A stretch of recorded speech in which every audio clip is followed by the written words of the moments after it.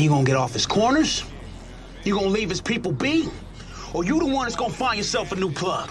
You don't mean that shit? The fuck I don't. I built this shit. Me. Brick by brick. And I'll be damned if I let you tear it down just cause you don't like the way another nigga talk.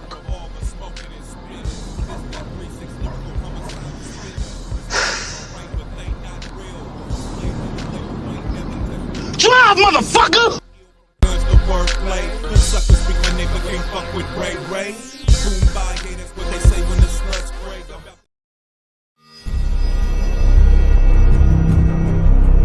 New Age Media and Entertainment.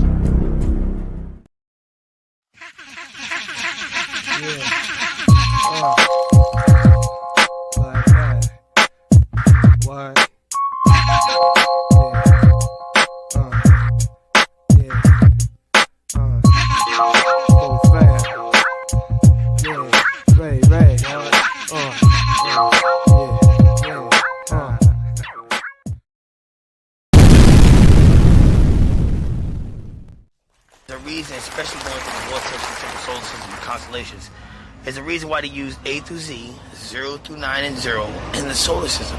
It's very powerful. A lot of people don't understand that. I am a chosen being that will make it off the universe, this planet, in an extraterrestrial crowd. Hey, girl, can you say bling bling? Bling bling, bling bling, bling bling, bling bling.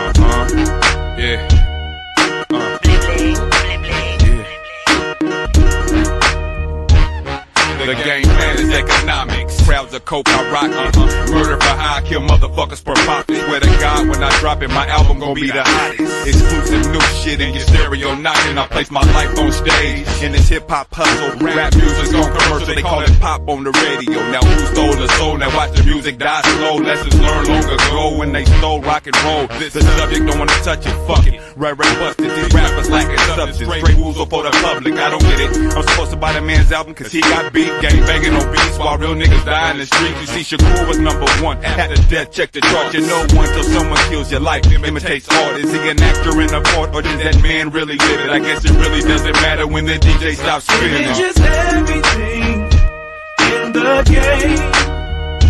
Big body, blue eyes, home platinum chains.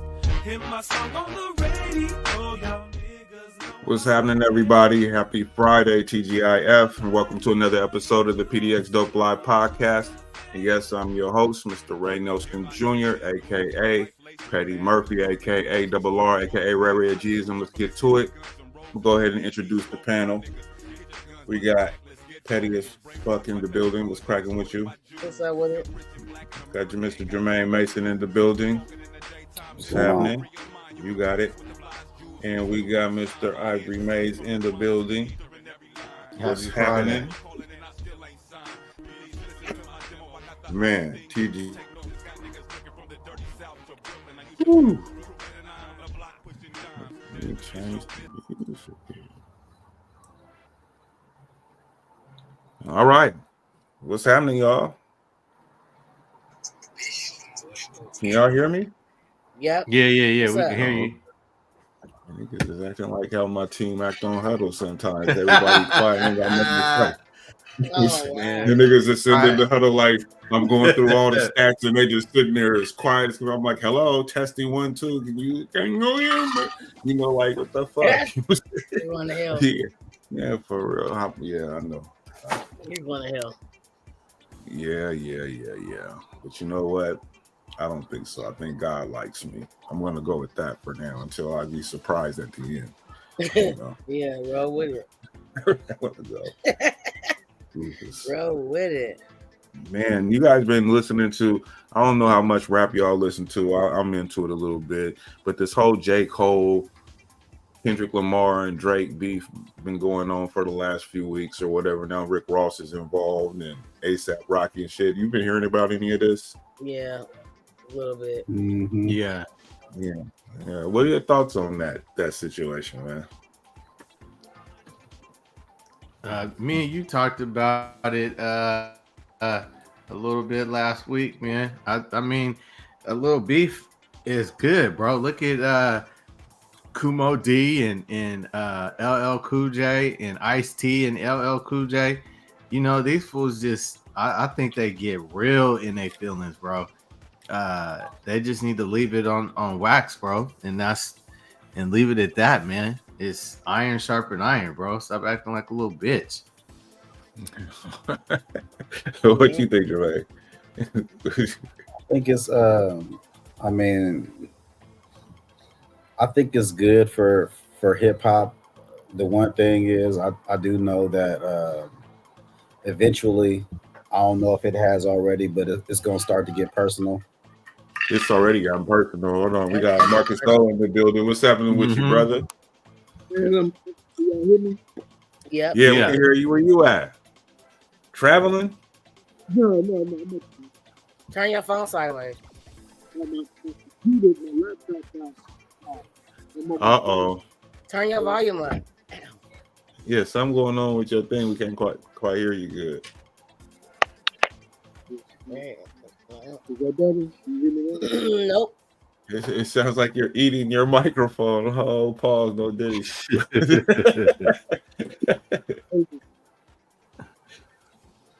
Nigga. What's this thing I got going on? What is that you got going on over there? His AirPods. Let's see how them joints work. Yeah, let's see. I hope it should work. That's way That's better. a little bit, but yes, that's much better, sir. Welcome to the show. How you been? Good, man. How y'all doing? Man, we all right, man. Just chilling.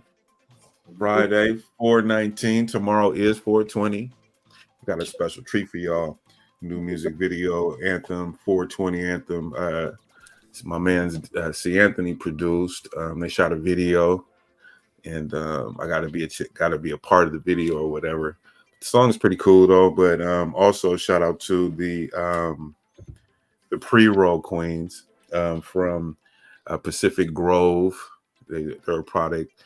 I mean, they sell product. They sell all kinds of marijuana, cannabis, and if you're into that thing, check their products out. They do a pretty good job of the stuff that they do.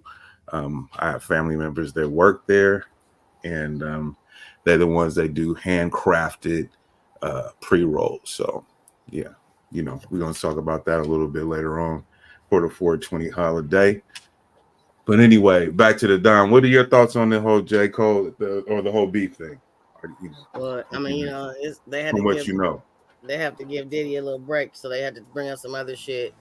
But you know, at the same time, you know what I mean? It's just like it's for publicity. You know what I'm saying? I mean, there's nothing more than less. But these niggas are soft as cotton, so you know they getting in their emotions instead of being about the bag.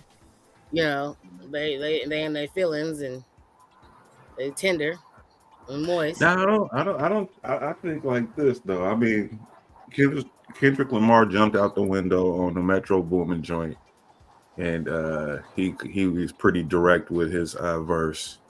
And then, you know, of course, when somebody coming at you in hip hop or whatever in rap, then you got to respond. And so J. Cole, he responded, but then he felt bad about it. It wasn't something that resonated with him and how he's trying to move. So he decided to apologize and he removed that from the project. So he doesn't count in the battle. So we move him out along to the side.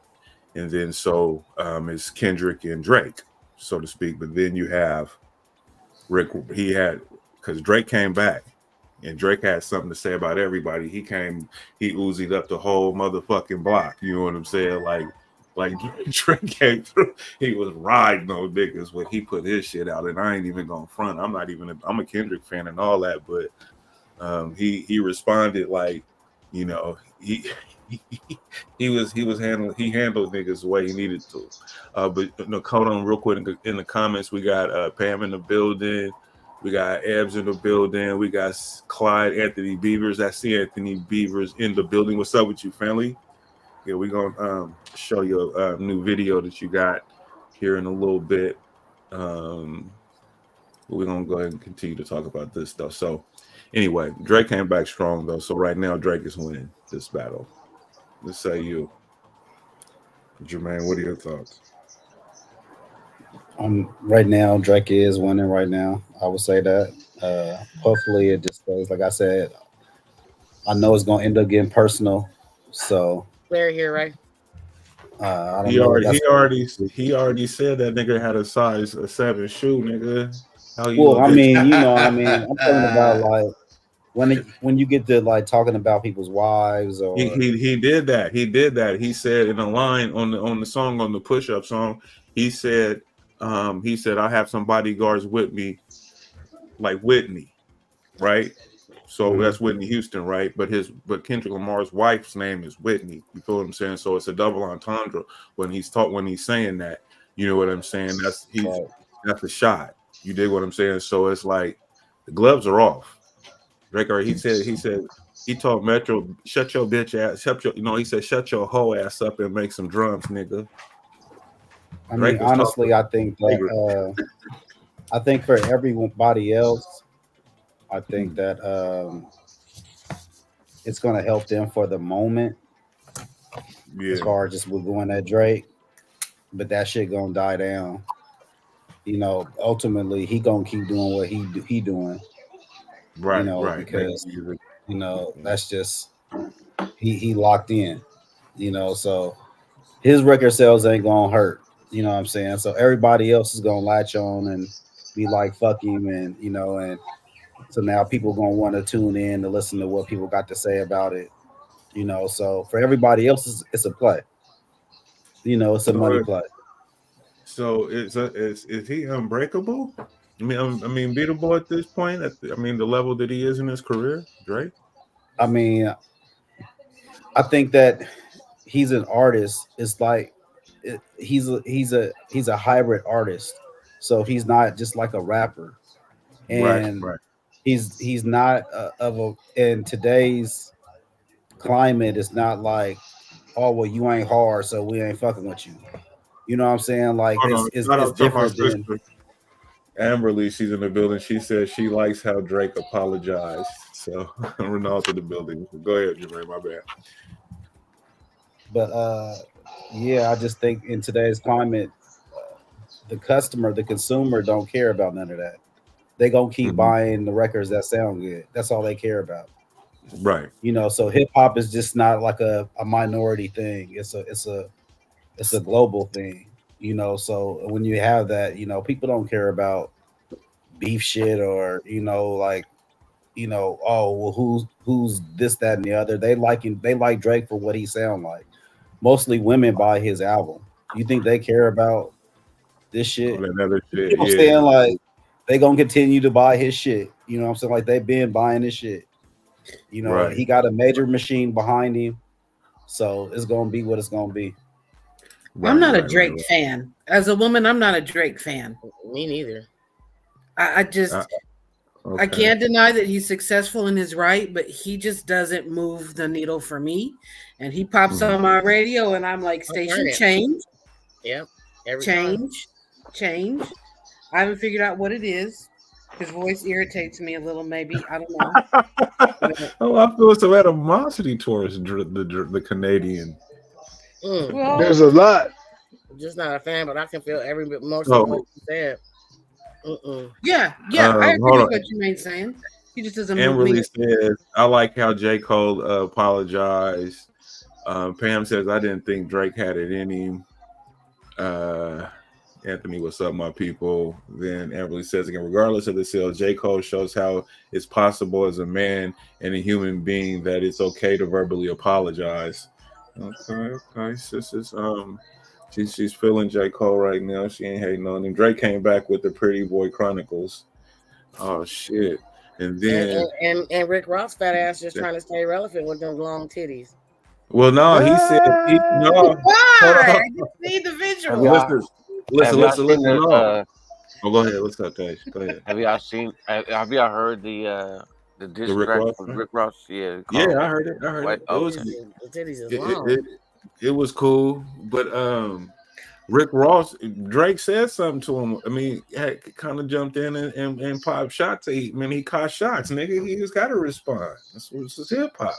So the nigga said, because Rick Ross had made some comments during the Kendrick Lamar shit a couple of weeks before, and then he said they got me talking like I'm 50 because 50 Cent and Rick Ross used to have a beef. He said I might get a girl and cuff her like Ricky, talking about Officer Ricky because that's what 50 used to call him, Officer Ricky. You know, Yeah. he said that about him, and he said this nigga want to jump in, and he almost 50. So like that's what he said to Rick Ross. So Rick Ross, what you listen? If somebody say something clapping at you, you ain't gonna clap back.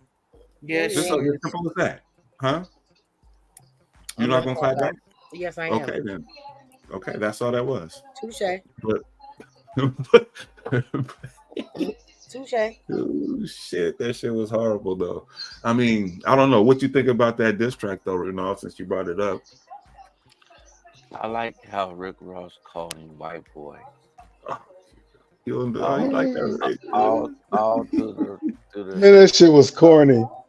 I like it. I don't give a fuck. You know what? Yeah, this nigga Rick.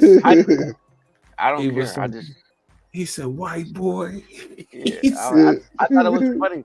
I'm stuck in traffic going home today because I just downloaded it, at work, and then right on my way home, and it was like, okay. So I'm like, I'm going 20 miles an hour, just like. Mm-hmm. So you ain't with Drake at all, man. No, you don't play that. I don't even. I don't. No, I don't. You know I don't even really know what the beef is about, but since it was just the hype, I thought let me download Drake shit, Rick Ross shit, Kendrick Lamar shit, Mm-hmm. J. Cole had a good. Yeah, I gotta sit back and get in a good mood, in the right environment. I think, but to respond to what my sister was saying, the only problem I have, it's cool that you want to apologize and step aside, but he had already made the record to diss him, and so my point is that after he did his record, his response to Kendrick Lamar, which I felt like was a really was a good response to J. Cole, is dope, and so he should have just left it at that. You know what I'm saying? Yeah. But and then don't even respond no more. Just let it be what it's gonna be. That's how he should have handled it, in my opinion. He apologized, call him on the backside, like, man, I'm good. This is what I got to say, and that's it. Or you ain't got to call him or nothing, but it's just that's why he got attacked the way he did, because he did it in a public manner, though. But I hear what you're saying, because you think that that's admirable. So, I mean, I don't know. I think, remember, Ray, we talked about this before too. Mm-hmm. I wouldn't be apologizing for what? I mean, y'all sparring, y'all right. What's the shit? Nah, but here's the deal. But look at it like this though. So when we look at the history of beef and rap and shit like that, and people have been hurt and killed because of these certain things, and it don't necessarily always be the rappers, it's the hanger-ons, the party, the groups or the crews that are associated with each of these individuals who be beefing. It's like gang shit, once the rapping start, you know what I'm saying? And so when you, from J. Cole's perspective, and I'm just assuming that this is probably what his thoughts was, it's just like, man, I don't got I'm not built for this, because I know how this shit ends up. When I go on tour and I see some people who's with, some Kendrick people that ain't got nothing to do with Kendrick, they just fans, want to run up, do something to, you know what I'm saying? And you having all these situations and altercations, and this is something that's historically happened in hip hop, you know what I'm saying, when it came to certain beefs, and he's like, fuck it, I'm not finna get involved with that. So then he should have kept his little mouth shut in the first goddamn place. I can Since agree he's with too that. soft. Yeah, no, I agree with that. And Anthony said he agrees that this is corny. He says this whole thing is corny. See it? Yeah. This shit corny. Yeah. Tell that nigga stop rap, keep singing raps. Nigga. Yeah, right. Nigga. Man, he said singing raps. That's what he said. He said singing raps. I was wondering if we was gonna let that ride. See, what it say? She says, I had one of my Texas folks to log in, and he just said did in the middle of the podcast looks like he's asleep. Oh, Mark. So what? That's they talking about you, Mark. You're gonna be over there snoring in a minute. That's Renald's role. Oh, he's drinking that Merlot. Oh, he's drinking whiskey. Like I'm asleep like a motherfucker. Yeah, that's Merlot. I know. I just call him. I was just Merlot. like, what? I was like, come on now. Come on. I just caught that Merlot. I thought that was some what? hood drink or something. Like, Let me get some of that Merlot. Yeah. Oh man, with some scrimps and some salmon. Yeah. Salmon. No, some salmon. Some salmon, nigga. Salmon. Salmon, nigga. Salmon.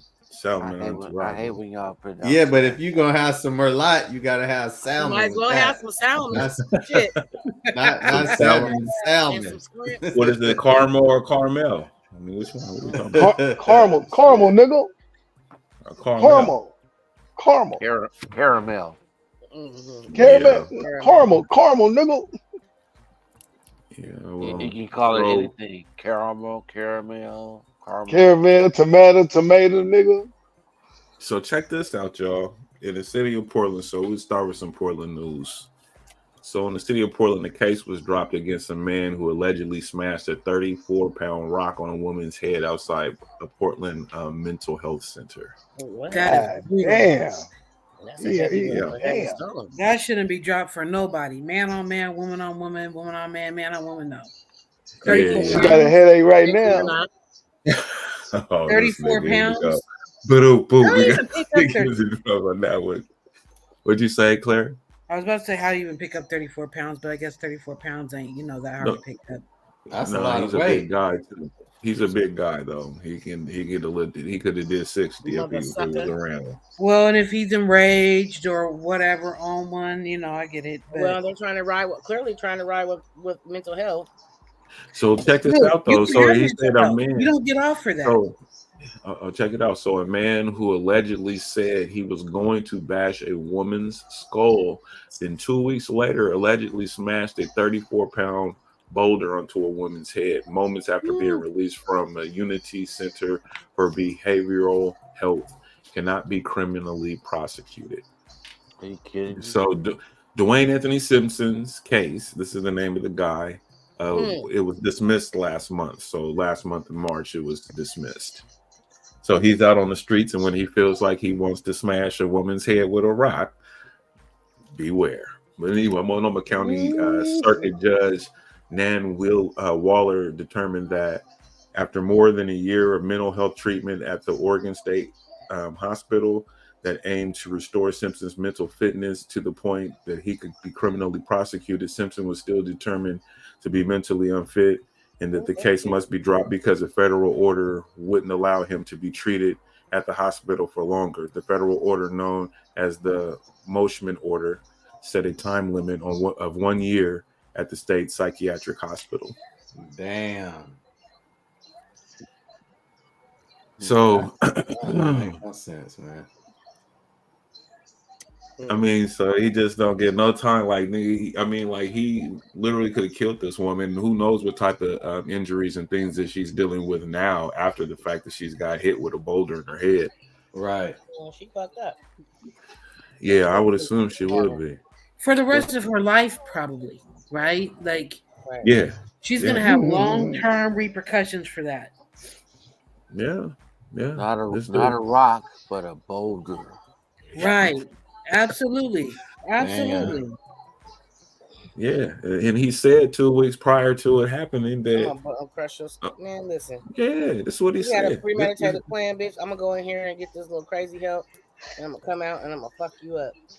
And the law is when he made that statement, did he direct it towards her, or was it just a general statement? He was just he just said it to somebody, I guess, I don't know. I'm just assuming to the people that care for him or deal with him. So this is just a random bitch. Oh yeah, he's tripping.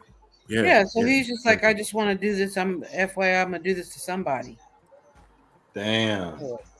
Mm-hmm. Okay, now that's a little bit more clarified. Now that we've clarified some He shit. said something. He says that's what he do. problematic. Sting rappers, but he's a beast that the king of the stole it from 50 Cent. That's just me. He says. Okay, I think she's talking about the last thing. Yeah, no. So 1 year though, bro, you can smash somebody if you're crazy. You can smash somebody. You can claim crazy anyway. Smash somebody in the head with a rock and go to their place, and then just. I mean, I'm okay with you claiming crazy, but you still need to have to, punishment needs to fit the crime, and you just being out running around ain't that. I mean, really, that motherfucker is crazy. So hold on, you are a threat to society. So was he declared? Excuse me, was he declared crazy prior to another evaluation, or? And he probably already had something going on. He was at They the place. said that they evaluated him, and they found out that because they were trying to get him mentally fit so that he can stand trial to be criminally prosecuted, but because of the federal this law thing or whatever, that it's only 1 year that they can treat him, and they wasn't going to treat him anymore, is what they said. So if I have a history of mental or disorders, that shit don't work for that shit don't work for niggas. You going to jail? Okay. Hold on, it works for him. Hold on. Yes, it do, because this is a nigga. You going to jail? Hold on, but this is a nigga though. He said, "Stop it." Let's hold on. This is a black dude that we're talking about. Is it? Yeah, this is a nigga. Don't change your minds. It ain't gonna be another. Okay, I'm changing right now. No, this is a nigga. I heard you when you said his name the first time. It's like nigga last name is Hey, it's Simpson, only bro. gonna be one. You didn't I mean, what's the odds gonna be? I mean, shit. No. I know. It's a joke. It's in land rights. Okay, it didn't work. Okay. They said Nicole Simpson had the serial killer working for her, being her landscaper and all that. So, it didn't come out. They had suppressed that information back when OJ was on trial, but now that he gone, y'all, we talked about that a couple weeks ago. I think last week. I thought we just talked about whether if he did it or not, or should he say something. We went over all that. Sure. Yeah, Multnomah County is full of shit. Listen, Multnomah County is full of shit, because I was going to say that this is the town you can get away with murder and violence against people, because we let a serial killer out and he died free. They let him out after 6 years. Serial killer. A black serial killer at that.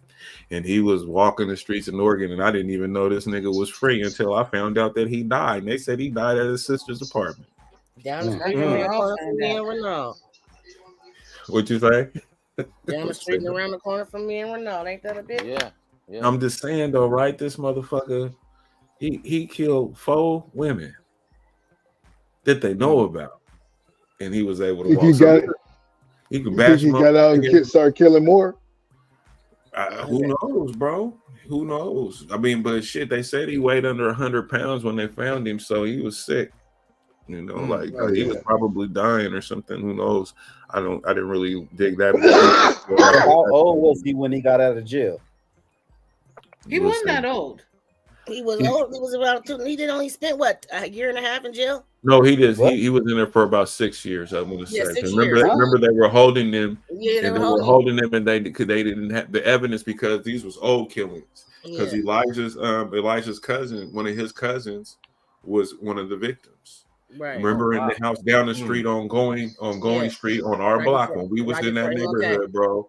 Right before MLK, and there was an empty house, and they found a little girl, a 14-year-old girl's body.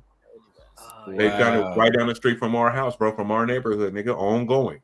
And they found that girl's body. When we was out running about, we probably wasn't paying no attention or whatever, but they found her body in that place, and he was the one that did that. He was 63.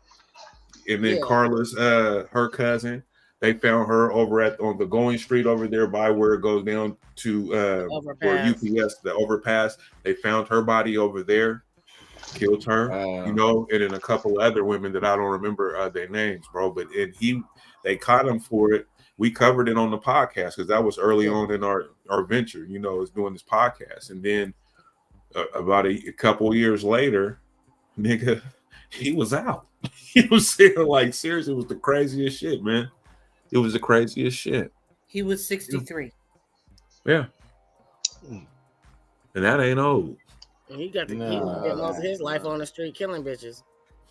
Shut up, Y'all ever just think about how we used to run around? He didn't go to jail until he was in his 50s. I mean, shit, he didn't already did it all. He didn't kill it, you know. Right. I hear you, though. I didn't know that. If you want to put it in perspective, we talked about it because we talked about it when we found out that he died, and it was on the news. Yeah. That's when the news wanted to bring it up. Yeah, man, I was furious about that shit, though. You know, flabbergasted. And nobody, and it's like nobody said anything in the hood about it. Nothing. And that's back when I remember when you was mad at one time when he's old. They want to march for the beach blast, but they don't want to march for nothing real. Like around the beach blast was years ago. That was around that time too. He was still killing bitches. Yeah, niggas is trash. That's why niggas don't care about nothing but a good time. But you would think that you would be at city council meetings and doing whatever you could because that threatens our community. He was killing women from our community, and then the county and these judges that they voted for allow this man to be on the streets. I don't give a fuck how sick he was. This man was a fucking serial killer, for God's sake, and he was let free. There's no way that you could fucking make me understand that. Come to Oregon. He was killing the minority, and who they felt didn't matter is kind of what it's like, a slap in the face. You know what I'm saying? I mean, if he would have killed a little white girl, that wouldn't have happened. Right. Well, oh shit, I don't know. I just know that this shit is crazy. So Amberly said, did y'all hear about the old white man that shot the 60-year-old black Uber driver and then called the police? Yeah, I did not until I saw the. Yeah, I saw that. That was crazy. That was fucked up. Yeah, fucked up. She had no, she was like, just an Uber driver. She had no idea she was, sit there. There was both getting played. There's both getting played. Yeah. Yeah, he most definitely, he fucked up. Like, he fucked up. Yeah, he was on some bullshit because. His ass most definitely need to go to jail. Because I sat there and I read the story and all the looking at this shit. I'm like, why would you shoot this motherfucker though? Like, I didn't understand that. I didn't understand it. You know, I'm just like, he was looking to get one off on somebody. Too many people just have a bad day and use that as he wanted to take the law into his own hands. You know, he was getting extorted. He felt like he was 60 years old. Right? By the Uber driver.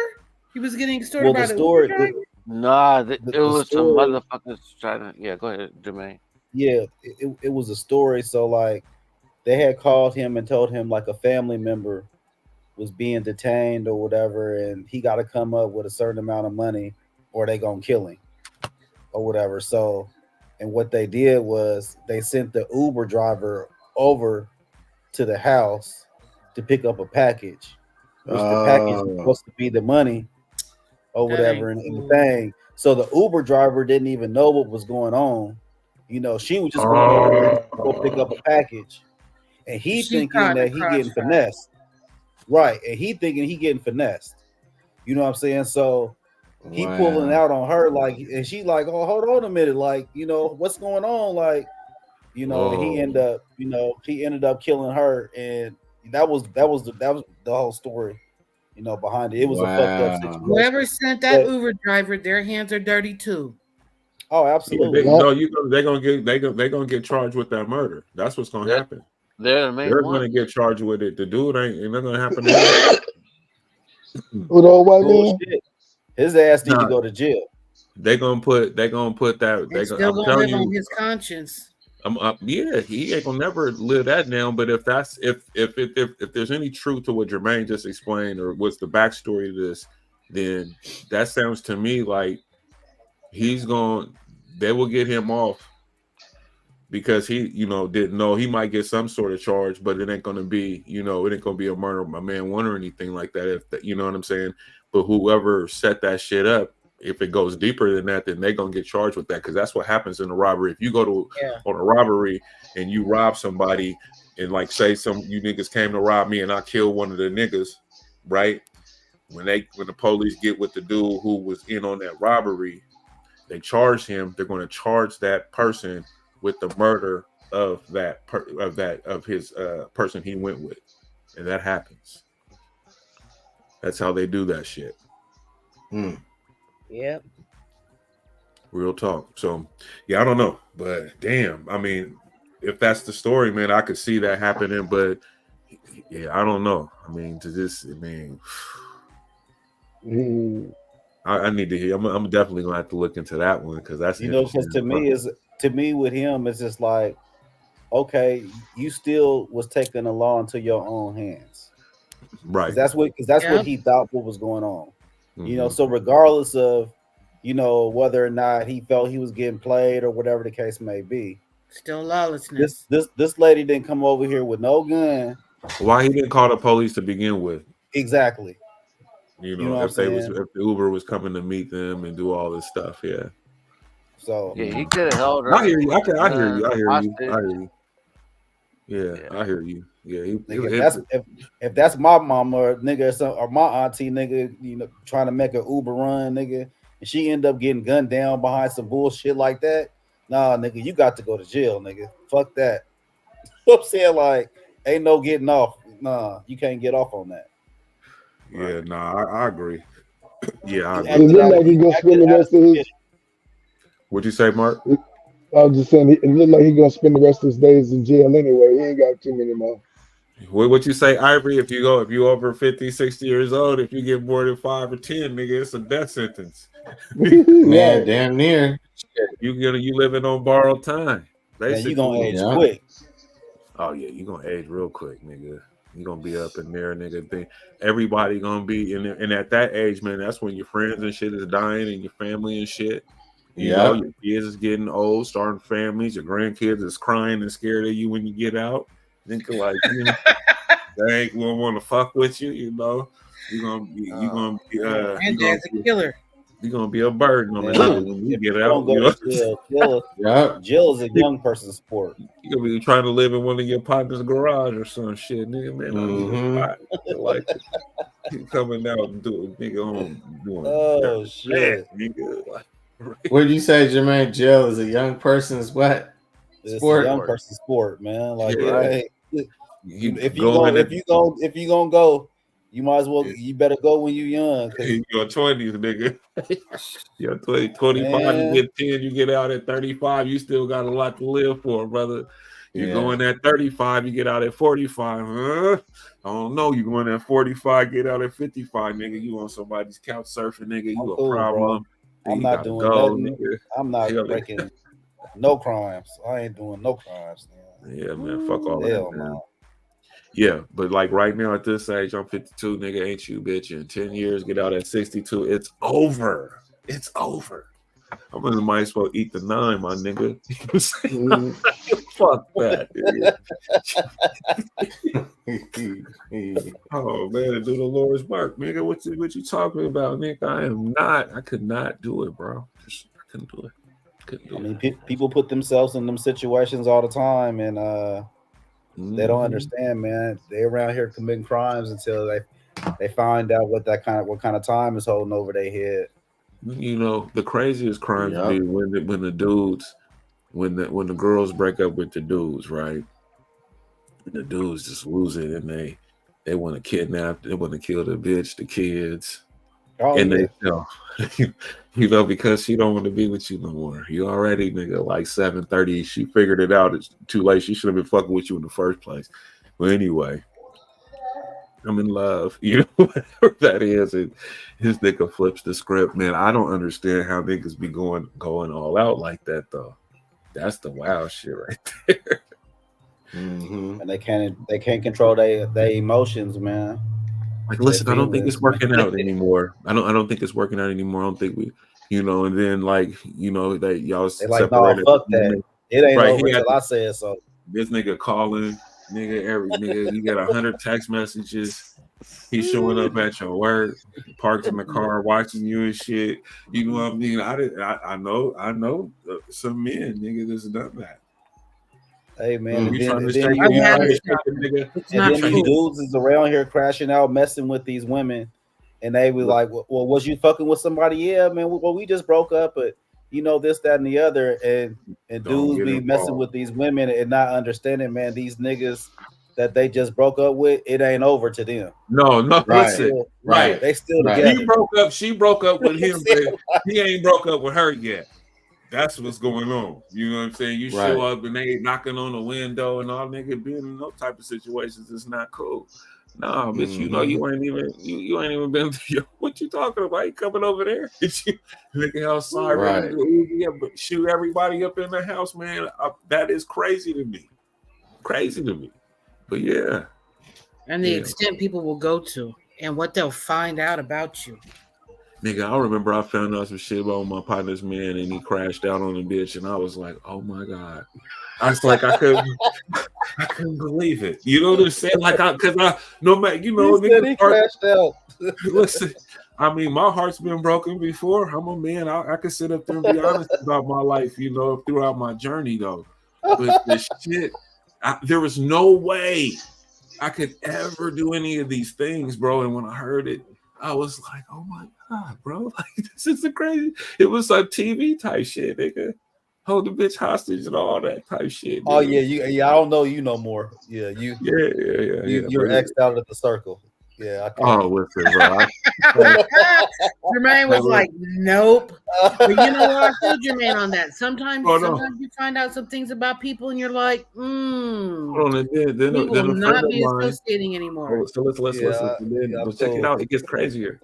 So after this, time goes on or whatever, and then a friend of mine ran into her at my Uncle Norman's thing, playing band, and she asked me, about dating this person, and I was like, you on your own, I don't know if that'd be a good idea. I was trying not to be a hater, what I'm saying?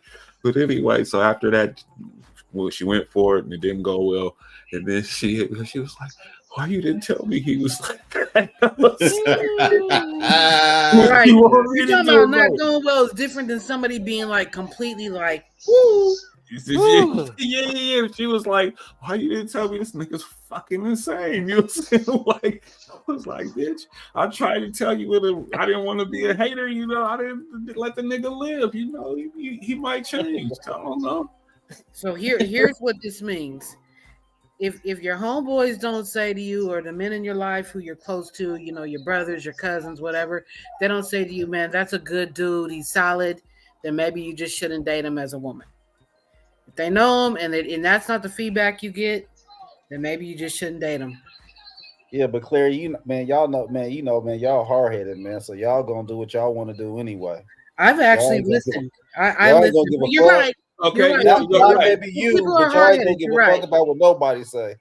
Y'all gonna nigga, they ready, nigga, they'll leave it all. Nigga, the whole family in there. Hey, I do I hear what Claire talking about, because the first thing I do, I've been paying attention to y'all for years. Like, red flag, seen this, heard this conversation before. Nope. He's showing up at work on a surprise lunch day. Hey, I want that. That's an ad. No. Red flag. No, like, why do you even know where I worked? Where you know the address of where I'm at? Like, my building. This is where you at work. You just had coffee with the nigga. You know what I'm saying? What if he had flowers though? What if he showed up with some flowers or something? Ooh, would it be different? You know what? So at 50, but I haven't told you where I work, and you show up. That's a red flag. But when you're in your 20s, you're getting snowed. You are 100% getting snowed by that. You're so right. You getting what? You're getting snowed by that. Because you're getting like, oh my God, he showed up and he brought me flowers. And you're the You're not smart enough and you haven't lived enough life for the bells and whistles to say, ding, ding, ding, wait a minute. Did I tell this dude where I actually work? Like, I just said I work for this employer. Or did I even tell you the employer that I work for? How do you know where I work? But I've actually had a stalker, so I'm super sensitive about, and it wasn't my stalker. But listen, I was guilty by association and I got caught in the crossfire. Damn. And he knew things about me and my family that he should have known. So what if you got like your date? What if you got a dating profile? Hold on, Jermaine, Jermaine, right? Hold on, real quick, Jermaine. Hold that thought. Renal, go ahead. No, go ahead, Jermaine. Oh, this thing. No, I was trying to be funny with Claire. What if you got a dating app, and on your dating app, it said, okay, I work for this employer, right?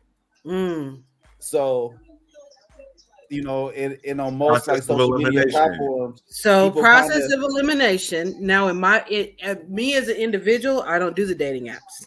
So that's me as an individual. The other thing is me as an individual. Even if I did, my employer owns a lot of effing buildings. So if you can track me down at the building that I work for with my employer, that's a problem. Now, if I just worked for SG Minor like I did back in the day with Ray and George, you were going to find me quick and easy. But where I work now, if you could find me now, that's a problem. But that's the thing about stalkers, though, is that a lot of times they're resilient. They're into that hack job. They know how to get into systems and find things out and get phone numbers and what track about you when so I've known stories like this where they get with a guy, the bad boy guy, and he moves in, but he don't got no job. She go to work, he drop her off. They at the house eating snacks and smoking weed. The house smell like GURP, nigga. He late picking her up. She mad, nigga. He got this partner in the car. That's baby boy. Yeah, that's baby boy. That's Tyrese. No, I mean, but we know niggas that was doing that though. I know plenty of niggas that was doing that. Me too. Yeah, we all do. Absolutely. Yeah, nigga dropped her off, nigga. That's on the not wood, my nigga. standard. Hold on, hey, you driving the bitch car so much they calling it your car, nigga. Everybody in the hood do that now. You driving my car is not my standard. It should. If that's your piece, I'm at work, it's not my standard. What'd you say? You said that's your piece, and you. Hey, if that's your piece. Hey, it's mine too. Look. Look, it's mine too. Right. You driving the car, she want to go out with her friends. This shit, no, I gotta make a run. You go for 4 hours and shit. She over there hot. Her taekwondo comes over and pick her up, and she mad cussing you out and shit like that, nigga, and catch you at the bar with your partners drinking and her shit, nigga. I done seen it all. Trust me. Yeah, man. Even some broke niggas got some pull. Yeah. You Absolutely. know, because they're feeding off of people who feel like they're lonely. Say it again, church. And they don't feel like it. They lonely. Yeah. Well, I'm trying. I'm not trying to give too much weight to that spirit of loneliness. If you dig, I'm not saying it's not a real thing, but I'm not trying to feed that. But so if you're lonely, if you've been feeling hurt and you're looking for, that what's the word? Your morale, your internal morale. That's blood. They can sense some blood. You're not thinking. You just don't think, and you make horrible choices. Like you see it time and time again. Horrible choices get made when you have low self-esteem. That's what I'm thinking about. Oh, absolutely. I mean, it's a repetitive problem. Or in some cases, daddy issues. That part Yeah. Well, anyway, well, okay, so we're at the 49-50 minute mark of the show. I'm gonna go ahead and I want to play this, premiere this video. Shout out to my partner C. Anthony. It's been my brother for a long time. Played the drums at my church. a producer, been producer for years. Baby Shock, shout out to Sporty. Been doing music in the Portland area for a long time. Solid dude. Dasani Marley, up and coming singer, and Jaga Rasta, reggae artist. It's a pretty good dope song. So I'm gonna go ahead and play this joint real quick, and also play my commercial that I did for Pacific Grove. So let me go ahead and get this. Yeah, oh my.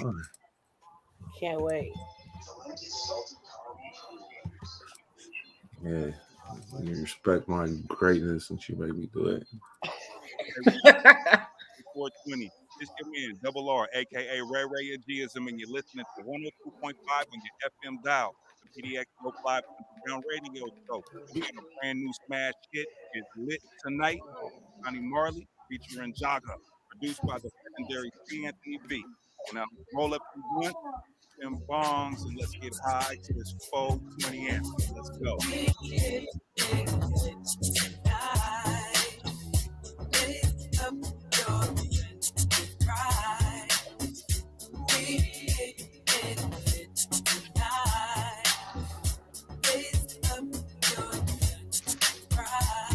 Friday night, let's ride downtown, bright lights, yeah. Portland weird, we here, no fear, blunts in the air. No matter where you're from, boy, no matter where you're from, boy. No matter where you're from, girl, no matter where you're from, girl. Talking to the stoners, rolling blunts in the summer. The ones who got pounds on lock, smoking heavy, heavy on the block. Now if you got questions, just start the first lesson. Don't put the best ganja, put that on my mama. We get it tonight. Raise up your pride. What? We get it tonight. Raise up your pride. I like ice cream, mango cushion smooth stream, body like limonene, love all the terpenes. I want you to roll it up, 420's here again, now take a puff, so when you decide to slide, pick up that bomb Northern Light, pick a flavor and a paper, make sure you thank the creator. Balance my back, your pump and shoulder. Balance my back, your pump and shoulder. Another ragga, another ragga, another ragga, another ragga, another ragga. Run out of bed, run down in the shower. Little of that, she said she wants some dinner. Run in the kitchen, we go set up the dinner. I got stone on pressure cooker. She want flat, she don't want banana. Want something to always remember. Beat it until the blister. Beat it until the blister. Let's ride, bright lights, yeah. Blunts in the air. I love my marijuana. I love my marijuana. Oh God.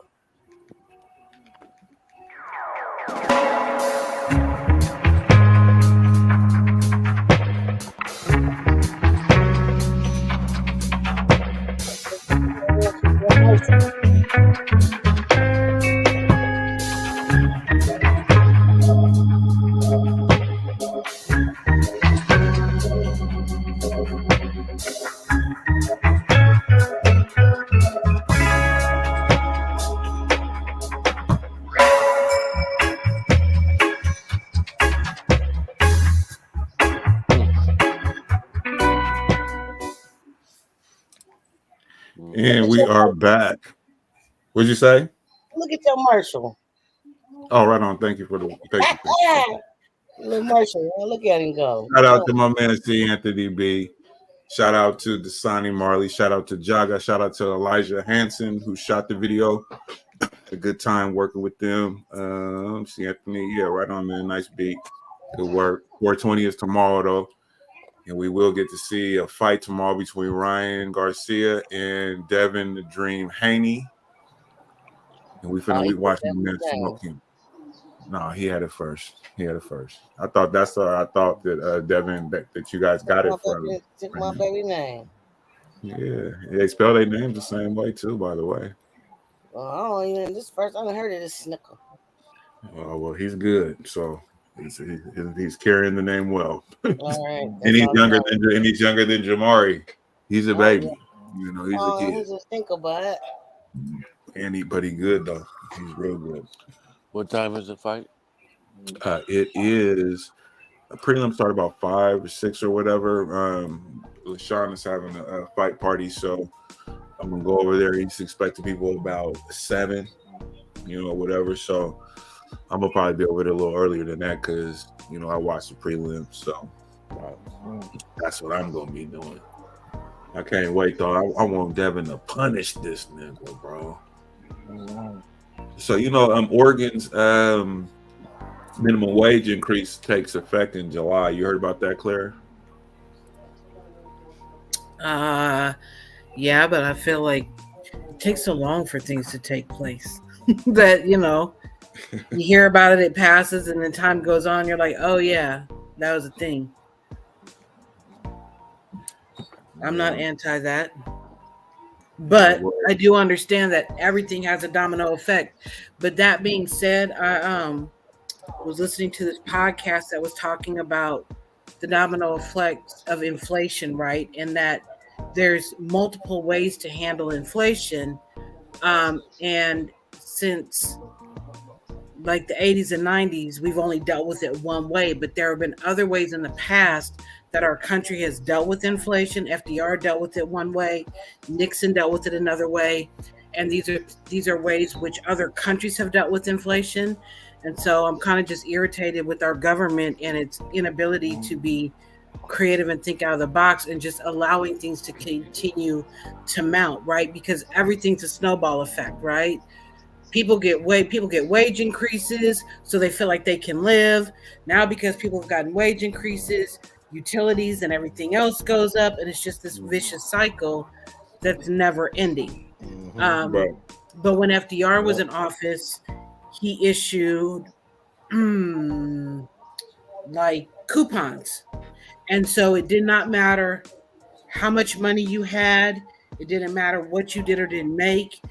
Every household got coupons for food and for clothing, for gasoline, whatever it was you needed to basically sustain your household. How much you got was based on the number of people who lived in your home. So if you're a single person, you get enough milk for one person.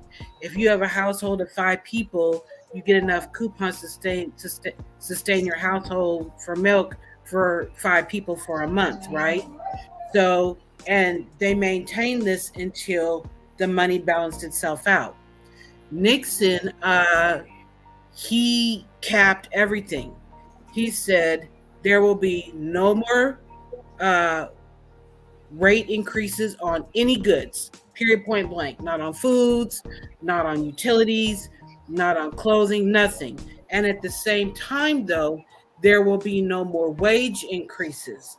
And if any of this happens, you're going to prison. So if you're an employer and you raise wages, you're going to prison.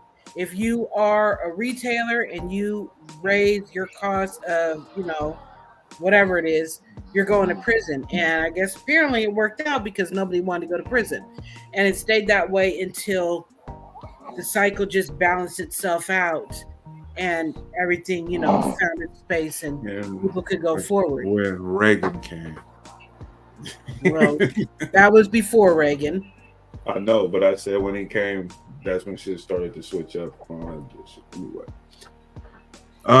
So $16 an hour, so a 50-cent hike to Oregon minimum wage will bring baseline pay in the Portland area to the doorstep of $16 an hour this summer. And is in California, is it $20 an hour? The gas. Huh? You talking about the gas? No, that's minimum wage. Minimum wage. Oh yeah. It's $20 an hour now in Cali. Yeah. So it's gonna move to 16 here in Oregon. So Oregon's Bureau of Labor and Industries announced Tuesday that the minimum wage in the Portland area will rise to $15.95. In urban counties outside the Portland area, the minimum wage will be at $14.70 an hour, and in rural counties, the minimum wage will be $13.70. The change takes effect July 1st. So that means everything's about to go up, nigga.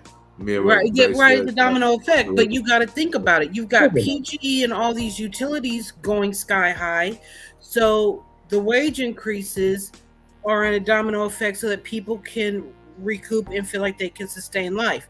But it doesn't matter if PG's raising their rates 44%, right? It doesn't stop. It's a vicious cycle. And they need to do something better and different. Sorry, I feel some kind of way. I mean, both. That's why I said my little raise that I got. Shit, it don't matter before I got it. Because you're chasing your tails, so to speak. It's like absolutely like you making a gain by getting a raise. Like, so yeah, I just got the highest possible raise, and it's cool. Don't get me wrong. You see it on your paycheck. But at the same time, the gas prices. It's barely, if anything. You know what I'm saying? Food, but it's everything. It's food because. You just base it on the gas. The gas tells the story. It's like the blood, or whatever in the body. If the gas prices are high, that means the goods and services are going to be higher because you have to transport goods. Yeah. But sometimes they do things like drop gas prices so that you think like, okay, cool. The gas prices are, going down a little bit. They do that to stimulate spending. Yes, but that doesn't mean sometimes food prices on the back end are going up and you're not really thinking about that. Certain types of food, yeah. Remember they're hitting us with the transportation tax too. And the gas is going up. Right. But if they, like I said, the gas is going points, people. Points. It's all about the point system. And we send money over to other countries. Don't get me started on that, Jermaine. We just sent some money down to motherfucking for war and shit like that. Ukraine and Israel get all. Where do you think that money go? I mean, who do you think's paying for that? People be thinking like that. Oh, I know who's paying for that because the government don't have no money. Right. Their money is our money. So shit. our children and their children gonna be paying that fucking debt off. Bro, look at my gas. You can even pay it off. I got a diesel truck, which is a byproduct of gasoline, and that shit costs more than y'all shit. It used to be cheaper. And it's supposed to be normally cheaper. It's supposed to be. It's a byproduct. Boy. Can you go biodiesel?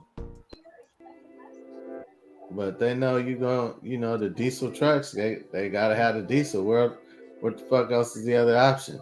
You ain't gonna throw regular gas in that bitch. Get you a little right there, moonshine, it'll run. Yeah, they got you by the balls, man. That's for damn sure. Man, go figure, man. That's just crazy though. But so ultimately is that we will continue to chase the tail because as much as they're bringing up wages, inflation continues to go sky high though. Oh, shout out to CM, man, for sure. I got you, brother. We appreciate you letting us premiere your video on the show, man, and you'll start seeing more of that. Got some other artist videos that I'll be premiering in the future. But yeah, because that's what we do. But yeah, so as long as rates go up, prices are gonna go up. So it's like you kind of running in place, not going anywhere, but you consistently just running on a treadmill. Right. On a hamster wheel. Yeah. So y'all know rapper GloRilla? Yeah. She just got a DUI. Oh wow. And it's just like, it's so funny, man, because it's like every time I start to like a rapper or artist or some shit, they go do some fucked up shit. You get a DUI, beat a bitch. I mean, doing drugs, killing motherfucker. I mean, it don't matter. It's just the craziest shit to me anytime, man. And I thought she had a good, because she wasn't like out there, like the other chicks do. You know what I'm saying? And so then she go and she do this shit, man. But she got caught. She had a breath. They did the the breathalyzer, or did she refuse? She refused to do the breathalyzer, so it's yet to be proven that she was actually drunk, but she appeared to be intoxicated. Yeah, Glow. TV shit is fake. TV You is said fake. what? TV is fake. Them artists is fake. Entertainers is fake. Everybody's an actor. Everybody acting. I don't believe nobody who they say they are. They on TV. I think you in character, because that's what it's for. It's for character.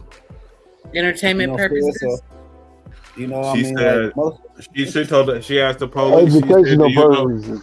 She said, "Do you know who I am?" She hit him with the "Do you know who I am?" You the little motherfucker that's going to jail. That's who you are. Like, bitch, check this out.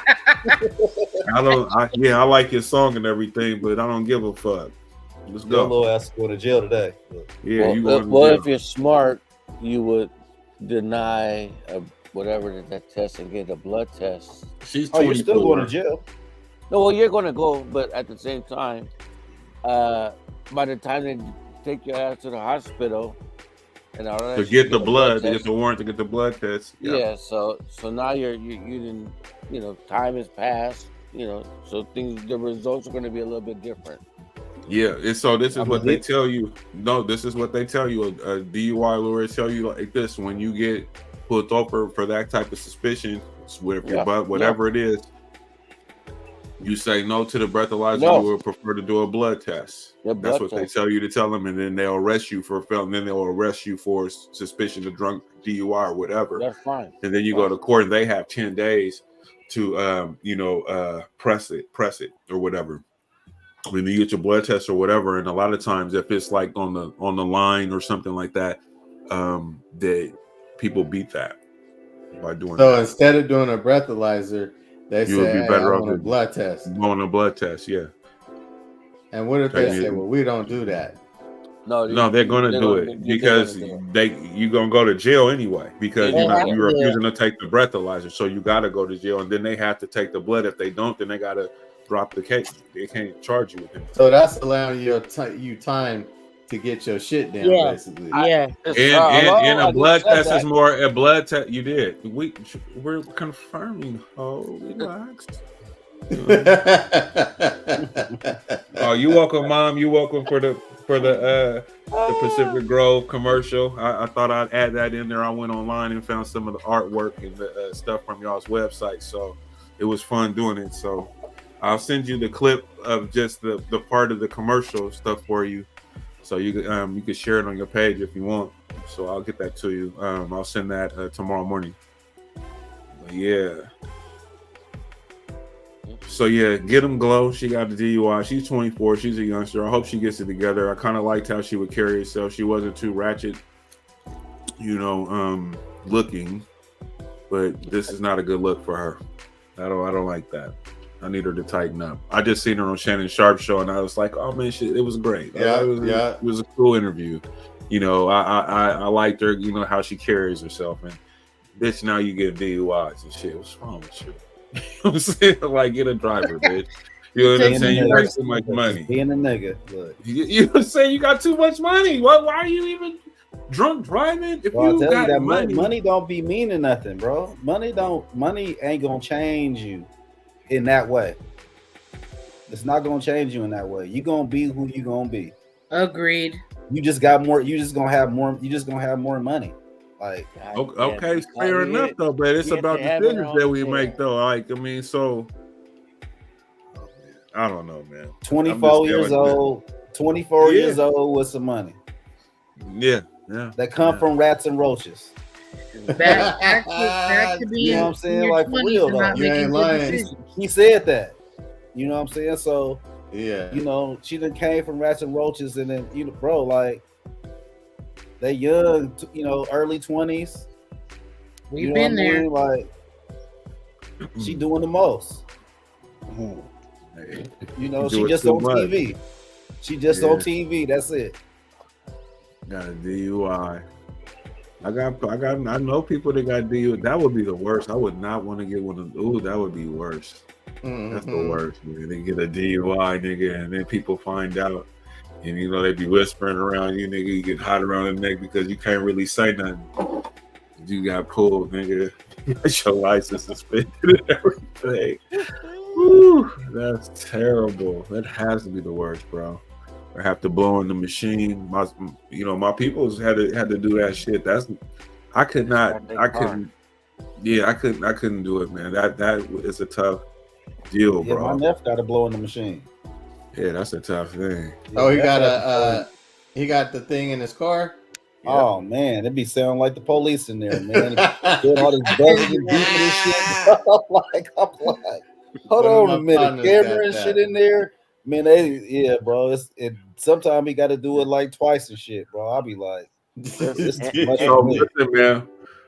My buddy though. So when I was working at AT&T, this is about 15 years ago. But anyway, and so he used to work with me or whatever, and so he was an alcoholic, and he had a breathalyzer thing in his car or whatever, and this is before they had the cameras on the joints, and he would, man, could you blow on this for me so I can start my car? I didn't tell you never think it was pause, no diddy. You know what I'm saying? It sounds fucking crazy, right? You know what I'm saying? But anyway, R.I.P. to him though, man. He died. He actually. Please say he didn't die in a car accident. No, I was going to say that no, he died. He was a serious alcoholic. He came to one of my shows like with his sponsor from after AA being sloshed, like totally. Wait a minute, how does that work? You got a sponsor, and you're going to shows, and what's the sponsor's not doing their job? Well, I mean, he was like, I'm drinking tonight, or whatever it was. But anyway, they found him. He ended up getting fired from the job. They found him with his pants down on the elevator, fucked up. Oh, no. So anyway, he died the same day my mom died. So it was kind of crazy because when my mom had passed and I was getting ready to go to Arizona, and my buddy Daryl, he had called me that we all worked together or whatever, and he told me, he's like, Ray, man, he was like, because he knew me and Shane was cool, and he was like, man, Shane died or whatever, and I was like, man, it was so fucking crazy, you know what I'm saying? Because my headspace was out of sorts, and I was like, man, that's crazy. I was like, man, because my mom died today, and my buddy, he was telling me this. He just got completely quiet. You know what I'm saying? He didn't know what else to say to me at that point. It was surreal. It was a trip though. He was like, man, I'm sorry, man. And then we ended the call pretty much after that though. But I remember that just because of that, But yeah, he had the breathalyzer in his joint. Sure did. Yeah, the alcohol ain't cool, bro. Beat you up. Man. But yeah, GloRilla. Like Ebony says here, more money, more problems in her case, and she's just getting started in her career.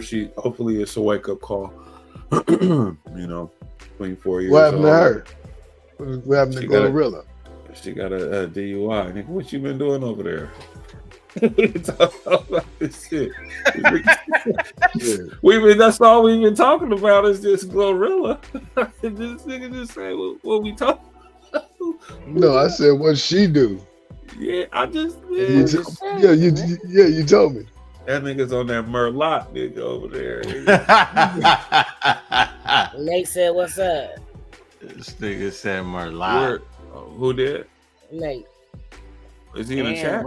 No, he called me. When you have it in your car, What's up? They make you pay to recalibrate it. They do.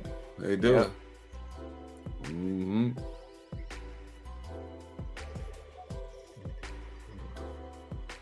And what's funny about this story is that Dame Lillard's wife, she kind of joked on her for getting caught up with the DUI.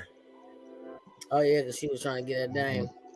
Because she got a Dame because she said she was at the All-Star game and she said, "Whose nigga is this?" Because she said, "Whose nigga is this?" Because I want him. And they were just like, "Oh, well, he got a wife or whatever." She was just like, "Well, I don't care. She can't beat my ass." And then because they're going through a divorce right now, so she was like, I'm at the nigga. Yeah, it went that way. Yeah, I think that's who Dame fucking with. GloRilla. Yeah. Shit. Better teach her how to get an Uber, nigga. Shit, It might be Uber's cheaper to just get a personal driver. Point. That's what I would do. Yeah, fuck all that Uber shit. You know, I'll get a personal driver with a gun, nigga. Yep, exactly. Damn. Yep. Slash security, nigga. It's raw. All you do is spin records, nigga. That's all you need to do. Can you say bang bang? Do what I told you to tell you. Shit.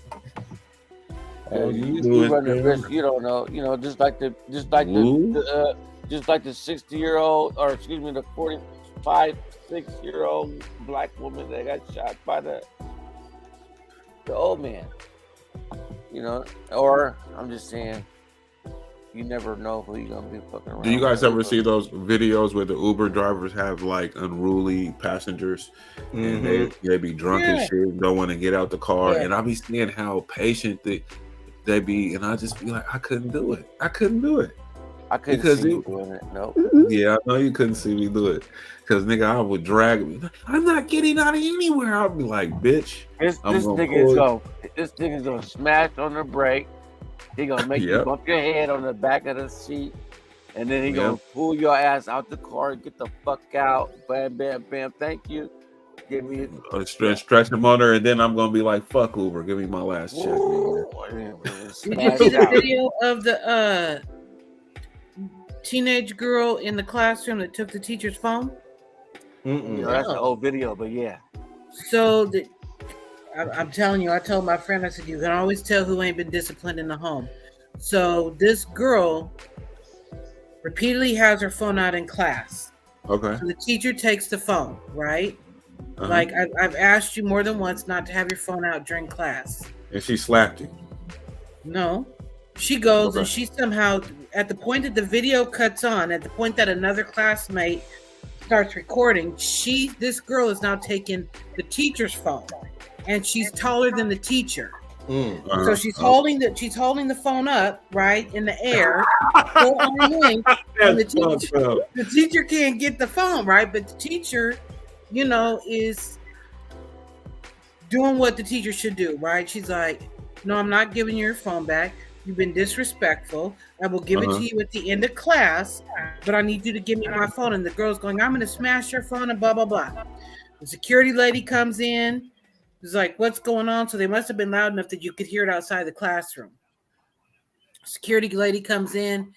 This girl is running around the classroom. She's tearing up the classroom. She will not let them get to her in any capacity, and she refuses to give this teacher her phone. It comes down to the point where the security guard has said, I'm going to have all the other students, like all of you need to leave the class. Like class is dismissed because the school is out of control, right? She's thrown a few desks around. She's picked up other people's backpacks. She's tossed them. Okay, hold on, real quick, Claire. Is she black or white? She's white. Okay, go ahead. Continue. She's white. The security guard lady's white, and the teacher's black. So she, all the other kids leave except for the one student who is taping who's recording the actual whole incident. And he's like, you have completely disrespected the whole entire class. And she was like, I have not, right? So now she's going back and forth with this other kid. And he was like, you have. Like, how do you not see what you've done is wrong? I haven't done anything wrong. I was texting my parents something important and And if there's an emergency, my parents can't get to me. Blah, blah, blah. The teacher's like, it's cool if your phone is in your bag. I asked you just not to have the phone out. And I've asked you multiple times and blah, blah, blah. So whatever. As they finally start to coerce the girl to get out of the classroom, what does she do? She takes that teacher's phone and she throws it, and she throws it hard, busts the phone. And it ends with the teacher, you know, picking up the phone and looking at the phone. And she was like, my phone is broken. And the student's going, your phone is broken, like it won't work. And she was like, no, it won't turn on. And all I could think to myself is, there is no way I would even begin to tolerate having a child who behaved like that. Like, it was It was out of line. Out of line. I couldn't be a teacher. I couldn't be a teacher. I was thinking this is why teachers back in the day had the right to whoop kids. Listen. Right. I'm just saying, like, whether we agree with it or not, here's the reason why. I think this will fix everything. The schools shouldn't have to be responsible for these kids. If they're disruptive for the other students who are trying to fucking learn, then they shouldn't be allowed to go to school. Yeah, she should have been immediately put, like, instead of arguing about it, made me start thinking about that. Like, instead of arguing with students about their phones, like, I started thinking about this, like, if I was an administrator, if I was a teacher. So I just had this conversation with somebody the other day about the beginning of the school year. We're going to have a parent agreement where you understand what the rules are surrounding your children's phones in the classroom. No, hold on. We're not going to wait a minute. Hold on. We're not going to argue about the phone. The teachers aren't going to take the phones. If your student does not adhere to those rules, your child is dismissed from class. Here's the it's thing, not Claire. worth the monkey. It's not worth the monkey. No, right. And I'm going to take it a step further.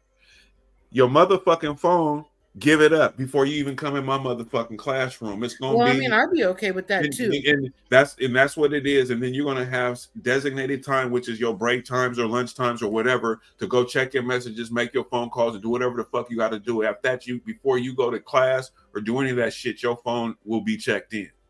Period. Parents have to agree to this, though. Parents need to be. No, they can't go to the school then. Because this is that's why I'm saying that, though. Because what I'm saying is parents cannot encourage this behavior because you don't know. I mean, like, who knows how indulged this young lady is in her own home, right? I wouldn't. So that's what I'm saying about that. So my thing about being an administrator with the parents is if your family is not with these rules, then this is not the school for your kids. It's very simple. You know, because I think it's placating to these kids, or I need my phone for X, Y, Z. 100% it is. We went to school without phones. Fuck out of here. So 100%. This is what I'm saying. You're here to fucking learn. The phone. You have these times, designated times to use your phone, which is your break time. So if you got time to eat your food and fuck with your phone or whatever in that time frame, that's your time. After that, if you come to class with things, boom, you know, you get a 3 strikes, you're out, whatever the fuck. But you can't go to the school with that shit. I'm not gonna have a conversation with the parents. This is what the rules are. If you want your child to go to school here, this is what they adhere to. And if not, right, and if not, they're dismissed. They're gone. They're out of here. Oh, you're disruptive in class? Wait, I ain't finna keep sitting. I'm not even finna have detention. Motherfucker, you got one time, and that's gonna be your warning, bitch, nigga. And if you wanna try one of my teachers again, get the fuck out my school. No time, zero fucking tolerance. Ronald, you saw that video? I don't give a fuck what you're going through at home. You gotta go. Fuck you saw that video? Oh yeah, I saw the video. No, actually, I didn't see that particular video. No, I'm just saying, like, these kids is out of man. I'd beat a kid up.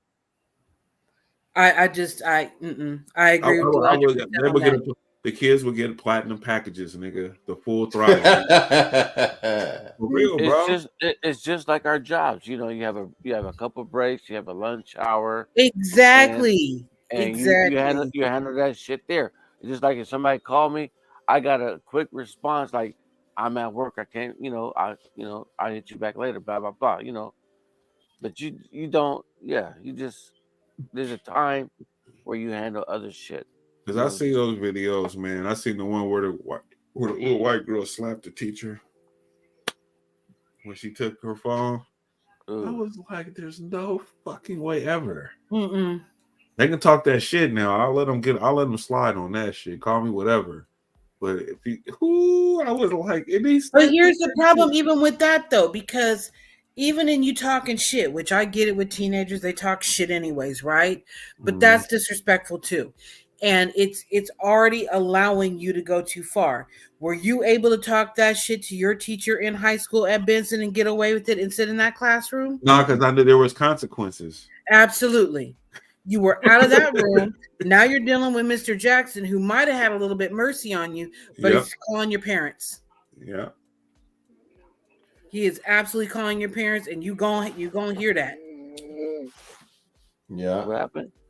Who's over there? Is that Mark? Oh, yeah, hell no. that's Mark. You know, it feel good that I ain't going to. Hold on, you guys. This is what you know what you can do. Amberly still on? Hold on, Yes. hold on. Watch this, y'all. It's a good thing she ain't here today. Hold on. Everybody, be quiet just for a second.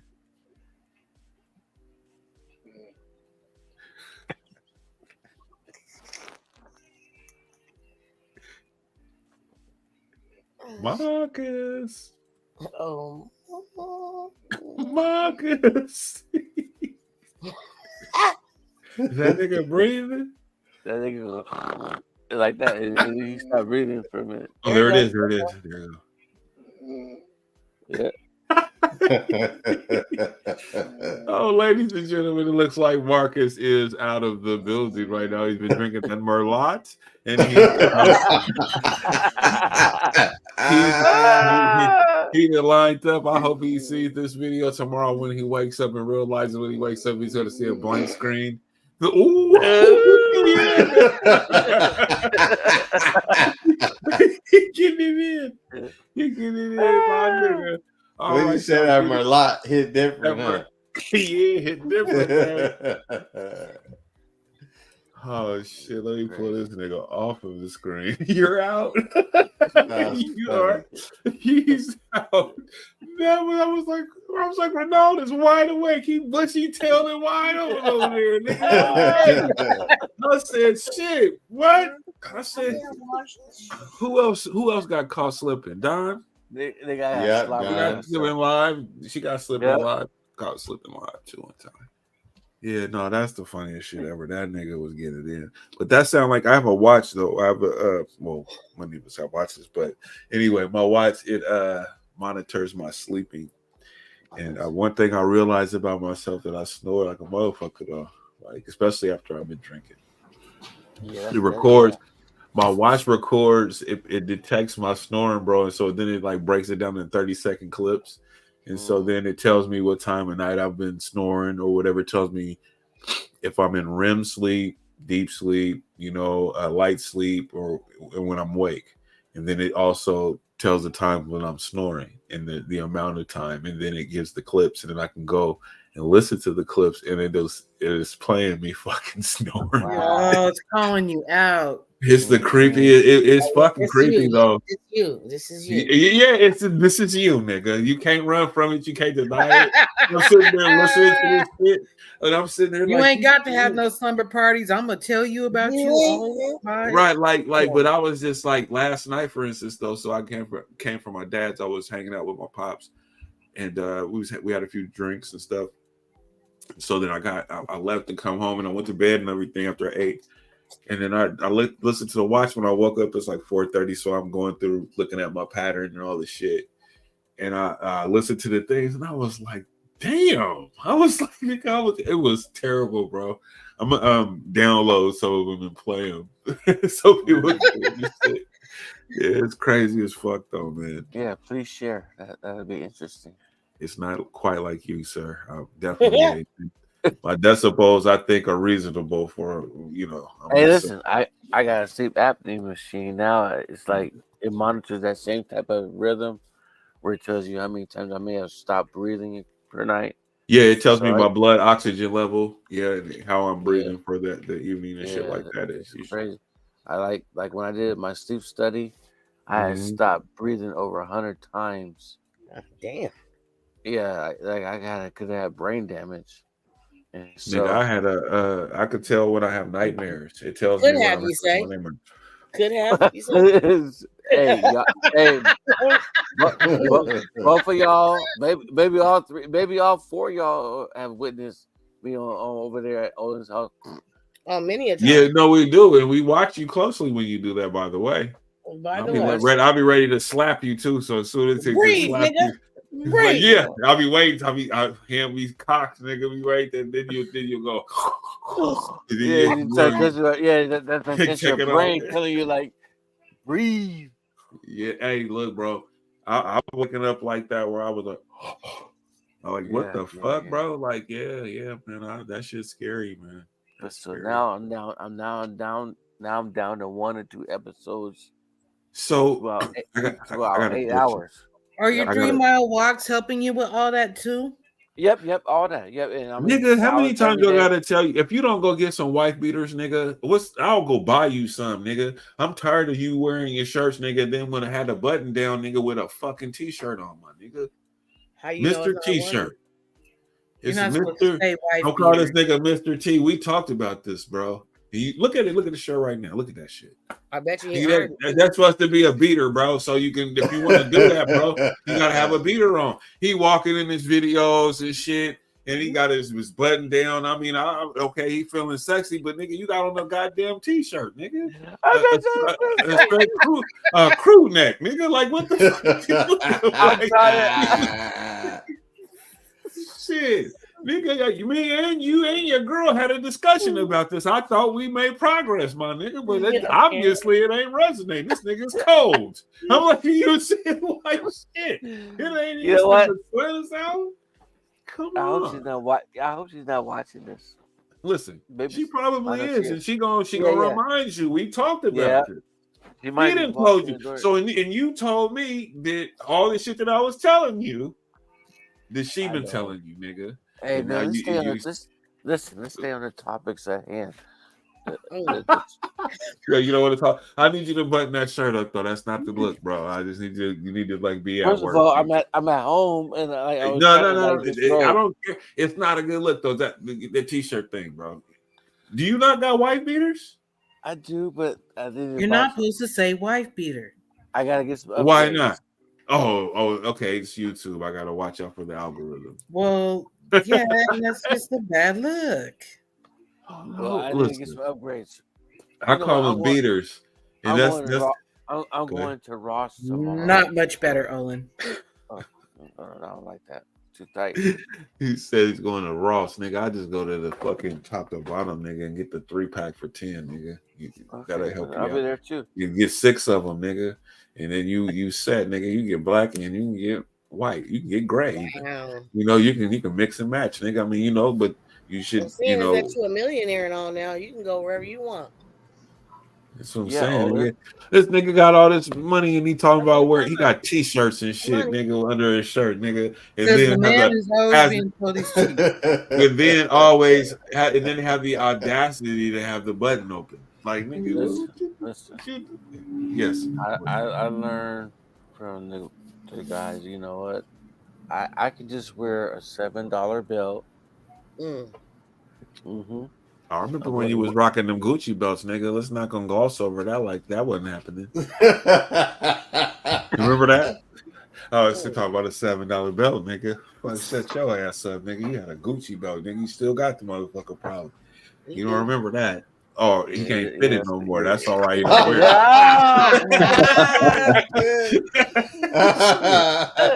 it. Fuck is you talking about? This $7 belt's right for the moment, nigga. That's why he getting them 3 miles in. He gonna get back. Get my money's worth about that motherfucker. Or turn that motherfucker into something else, nigga. A couple bracelets, nigga. Nigga got Gucci belt bracelets, nigga. This nigga spent like nigga $300-$400 on that belt, nigga. When he was a 34, nigga, that nigga 40 now, nigga, like trying to just bust that on there, stretching the leather, like that, just pulling. Stretching the leather. Hey, listen, bro, that ain't gonna be right. It's gonna have one of the holes is gonna be stretched. You put it on. He's making it work, nigga. Like shit, I know the struggle, man. Yeah, nigga. Man, you get no grace, my nigga. I need you to tighten up, nigga. Hey, so can somebody explain what is the definition? What is a pansexual? You know what I'm gonna do? I'm gonna go directly to the dictionary. Yeah, I think it's where you have no it's you don't see people as men and women just like as a person. I think that's what it is. So can an attraction to people of any gender or people regardless of their gender. Wait, say that again. That's bisexual. An attraction to people of any gender or to people regardless of their gender. Oh, So that that's what this man is right now. Yeah, that's Wayne Brady. He came out as a pansexual. So that means he could be attracted to a transsexual then. So he could be attracted to anything. Right? He will fuck anything. Damn near, nigga. Or let anything fuck him. Shit. Well, I don't know about all that, but I'm just saying. If that's like part of the deal, that might be, you might be right. Damn. I don't like this look though, Wayne. Why don't they just call themselves bisexual, nigga? No, because hold on, this is why. Pansexuality is not a more evolved or politically correct form of bisexuality. It is not more or less trans, non-binary, inclusive. It's just a word to describe one kind of sexual orientation. Basically, if you're attracted to people of more than one gender or all genders, you may be pansexual. So they're just not discriminating. It doesn't matter. I think they just coming up with all these goddamn rules. If you're a man and you love men, you're gay. If you like men or women, depending on how you feel, you bisexual.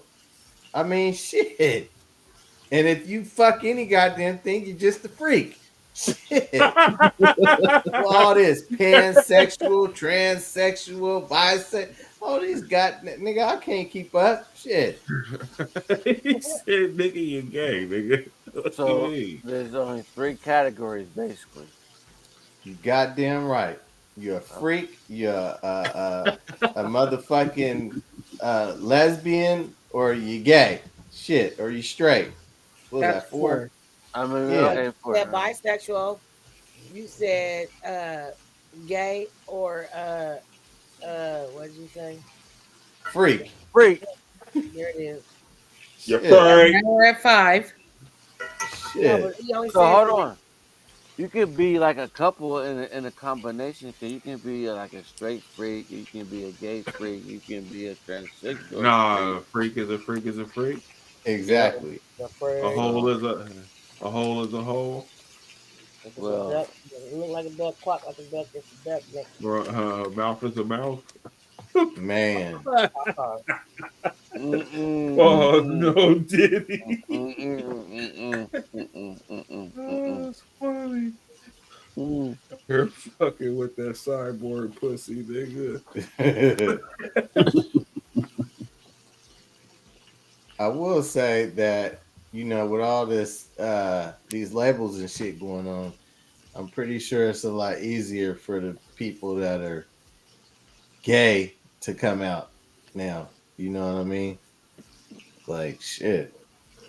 Listen, I mean, you get more love and more support if you gay. Right. I mean, if you want to get ahead in business, just say you gay. Real, truthfully. Damn. That way. And watch how many people get behind you. Is that literally or what? Oh. What? No Diddy. Man, but yeah, it'll be a cold deal. If you listen, all you gotta do is just say you gay, and so Wayne, he's embracing a new chapter. Since coming out as a pansexual, an attraction to people regardless of their gender or sexual identity. The actor and host of CBS long-running game show Let's Make a Deal said he feels as if a weight has lifted off of his shoulders. When I came out pansexual, I was doing it for myself. Brady 51 tells Yahoo Entertainment I was doing this so that my self-worth and my opinions weren't blanketed by feeling like I had a secret or I had something that was bad or something that was dirty or made me less than. So now I feel free. Thoughts? Just continue. He probably had some shit going on. He probably had some allegations that was about to come out, and he was like, "Fuck it, let me go ahead and get in front of this right now. Just go ahead and say I'm this, so it ain't no big deal." Fuck it. Hey. Oh my yeah, God. fuck it. I mean, that's pretty much what I see. Like you was somebody's about to tell your mama, then you just had to bring it first. That's all. Yeah. He was And now you can look like a hero for coming out and just saying like, oh yeah, you know, instead of looking like a freak. You know what I mean? He did come out looking like a hero instead of looking like a freak. Damn, like a straight freak. Oh, you're so brave and all this shit. Yeah, you gonna hear all that. Yeah, let's see. He's quite approachable. Oh God. No, this can't be one of them. He was probably at them Diddy parties. That's what I'm saying. He got caught, and that's what he was just said. Fuck it, paying. I'm paying. Yeah. He just get ahead of it. Like fuck it. I'm just gonna just tell people fuck it. You know what I mean? You know what? You know what? Now that all this type of things are coming to light, you know, it was done in the dark comes to light. Andre, you know, he's been secretly saying, you know, he's been invited to some celebrity shit, and he been walked into a wrong room and seen some things that he shouldn't have. I've been to parties here like that. I was having a conversation with one of y'all panel talking about that. It was on the podcast. Did I say that publicly? Do tell backstage. Or maybe it was backstage. Yeah, that would have been a backstage conversation though. But I did mention or admit that I've been in parties like that where there's rooms and there's different shit going on in the different rooms. Yeah. Wow. You know, does that make you a freak then? Say again. Oh, he was sure to make sure he to let us know that. Oh, I wasn't participating. I wasn't. I wouldn't tell the story. I mean, why would I tell? If I was, I wouldn't even tell the story. Listen, my mother was invited. You know, like back to somebody because she used to live in Vegas, so she ran into. Or if I was, I wouldn't tell the story. I meant that. Yeah, and my mom can confirm that. You know, she you know, I ain't gonna say the artist's name and the actor's name / singer, but she was invited, you know, up to, you know, at the biggest hotel, and you know, like you said, there's rooms. She went in the wrong room and was like, oh. Yeah, they got people doing certain things in each of the rooms. Yeah, she went to one of them Rick James parties. And then in the main room, everybody just hanging out.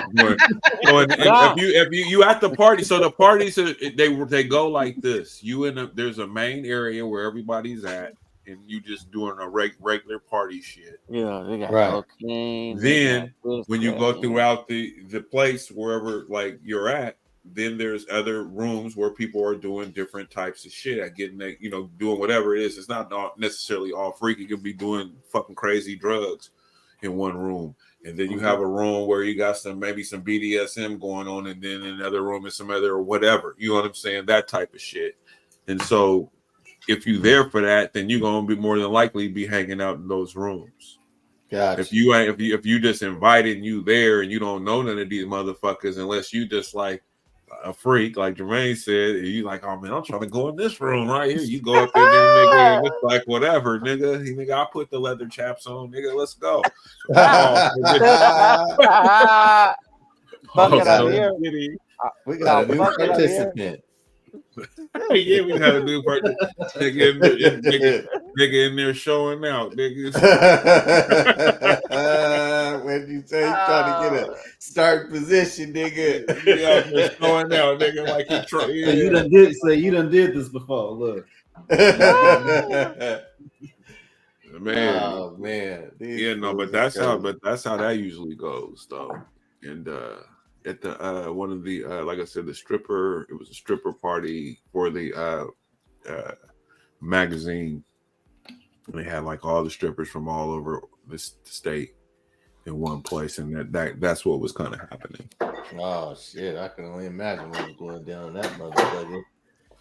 It was interesting. It was just cool to be in the environment though, but just like, I stayed by where the bar was and where the regular people was in the main room.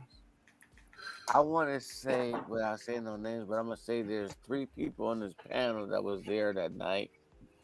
Oh no! Like we know that one of them isn't. Well, you're like, yeah, he's not here. Yeah. What are you talking about, Ronald? Since you snitching, nigga, you might as well just spit it out. Wherever that was, there wasn't there. Pause, no Diddy. But go ahead. Well, how could I put this? Just say couch. Okay. Oh, I know what you're talking about. He said we are like, oh. So Ivory, you in the mix too, nigga. Yeah. I wasn't. I know who he's talking about. 1, 2, 3. 1, 2, 3. When he said couch. Yeah, that nigga had the duct tape on the couch cushion thing, nigga. That's just crazy. I'm gonna recreate that. I'm gonna recreate that, and wow. I'm gonna show what he did with that, how he made that thing. It was fucking crazy. I'm telling you, if I did a series about Benson, like a Netflix series, where it's like about our group, our group of friends going to high school at Benson and the shit that we was doing and getting into and all this shit, that shit would go up. It would go up. I want in on it from my perspective at a different grade level. No, listen. And a girl perspective. No, but that would be the spinoff. Yep. That's the spinoff show, Claire. So then after because we not class of 90, so once we go, then I got all kinds of stuff for the next classes to come up because I was friends with all y'all. So then that's a season for you and a season for Ivory, for y'all's both. For y'all, we definitely gotta have that clip. Because I know y'all got stories. Listen, and I would Claire definitely stories. The track trip when Mr. McKenzie walked in and said you can cut. Why you bringing up? Oh, why you bringing up? Oh shit! The track trips used to be wild, but that was the one though.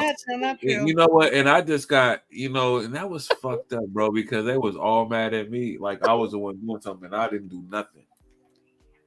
I just got that's a good part of the place where I wasn't supposed to be. That's a good part of the book to be written. But you change the names to protect the innocent or the guilty, whatever. And you just change the names. You keep the story the same. You change the names. You got a whole thing. Yeah. I mean, we can go to the theater where we had the episode with all three of us. Yeah, we was watching. Okay, so we was watching Mississippi Burning. We were in fucking Moscow, Idaho. We were in Moscow, Idaho, and it's snow, hip high snow. We had an indoor track meet. We running this track waist deep snow. Right, waist deep snow. So we had the thing right, and so there was this scene when the sheriff dude from Mississippi, he said they said NAACP. He said, "Oh, the NAACP stands for niggers, coons, apes, animals, and possums." And then Andre was in there with us. We was in there together, and this nigga starts laughing, nigga, and I got enraged. You know what I'm saying? Because I was up on Black Power shit, nigga. That nigga started laughing. The white boy said that, nigga. My that checked Andre in the theater, nigga. I was like, man, fuck that pack. Some shit I said something stupid, nigga, but I was mad because he laughed at that. But it was funny though. But I was like, fuck that, you can't do that, bro. He said it stands for because the dude said it says for niggers, coons, apes, animals, and possums. Said, oh, and Andre.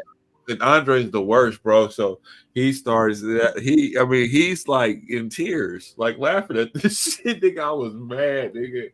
So that happened in Idaho. Yeah, that was a fun trip. That's a whole whole bunch. That's a whole episode right there. Just that whole. I went to Idaho the following 2 years. Mm-hmm. Oh, see, and then we got stories about after where our girl.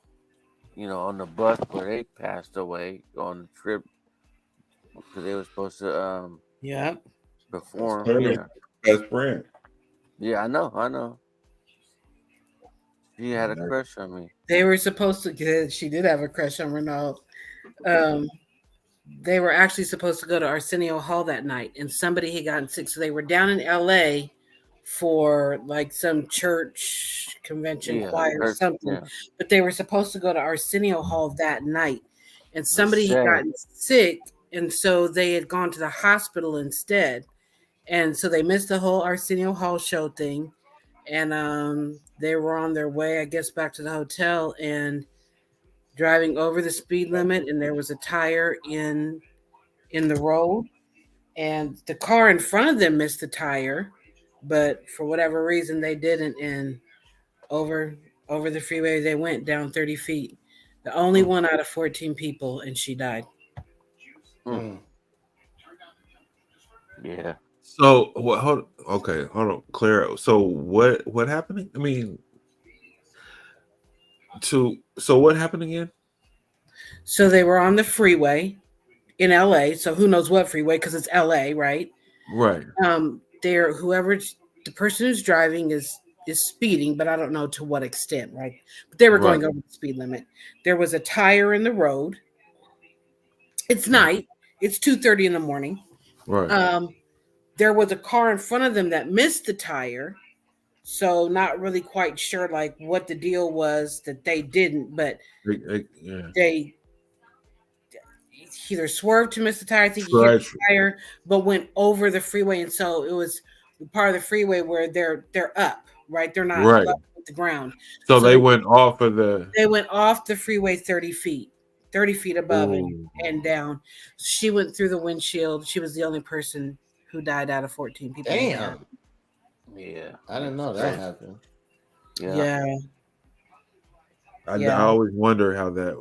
I had heard about it because she was close to my family. I mean, to my cousin Tamika and my Aunt Bev and them family.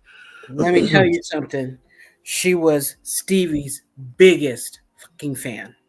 Like, she's the really only reason me and Stevie even became friends. Like, that was her friend. That wasn't even my friend. That was her friend. That was her guy. Yeah.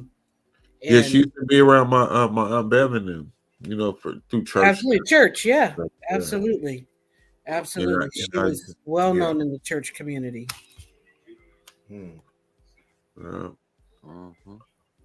I tell you what, I remember that because she was energy at the school though. I remember her at school, or whatever. She was like an adult in just a younger person's body, like really, like when you think about her dress and her candor and how she moved, she was dressing like she should have been in the conference room at the 110th floor at the World Trade Center at 14, right? Like she's in the leather and she's got the rings and she's got the gold chains and always with the shades, right? Like hair highlights. And always had her hair done. Always had her hair done. Always had her hair done. Always. And it wasn't a strand out of place. Not a strand out of place. Yeah, she was younger than us. Yeah. I remember her well, for real. That's a trip, man. I remember when that happened to her too. It was crazy. And it was 12 days out of school, right? Like, so we had just graduated, right? And like, yes, like everybody's just pumped. We graduated, we done, we out this joint, had the senior class party, had a great time. And that rocked all of our worlds. Like it happened when I was at Oregon State. My year at Oregon State. Yeah. That sat all of us down for the rest of that whole summer. Crazy. But yeah, I definitely got some stories at Vincent about her and with the crush that she had on Renaud. So Renaud he'll have a cameo appearance and absolutely have a cameo appearance.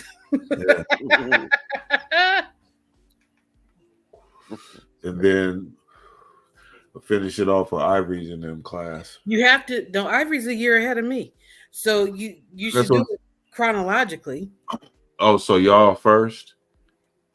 You know what? All three of our us. shit was 90 was lit though. No, our shit do y'all remember we used to meet up at the golf at the zoo after the good game?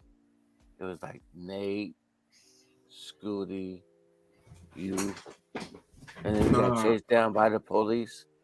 I wasn't there. I don't know. Yeah, I wasn't there either. No, I know. Nigga, I you know. just throwing me in all type of shit, nigga, just because I'm black. Shit, nigga. It was both classes there. It was 90, 91. So I don't know. I know Nate was there. Man, listen. Oh, Nate was there. Ivory was there. So I mean, like, so yeah, I mean, it would be some tight, you know, because it's like, and the cool thing about it is it would intertwine because we won state championships together. You see what I'm saying? On every level, whether it be track and field, basketball, and football. You know what I'm saying? And so we won championships, and all those classes were a part of that. Stevie was a part of the state championship in basketball. You know what I'm saying? And then you think Nate was a part of the state championship in football. You know what I'm saying? And so on and so forth. So that kind of a thing. So it's like it all intertwines though. But that would be a dope ass high school. You know, get the kids to play those roles and shit like that. You should make you a Tubi movie, nigga. You get rich. Nigga, no, we don't want to do Tubi, cousin. We want to do $2,800. That's it. No, you ain't.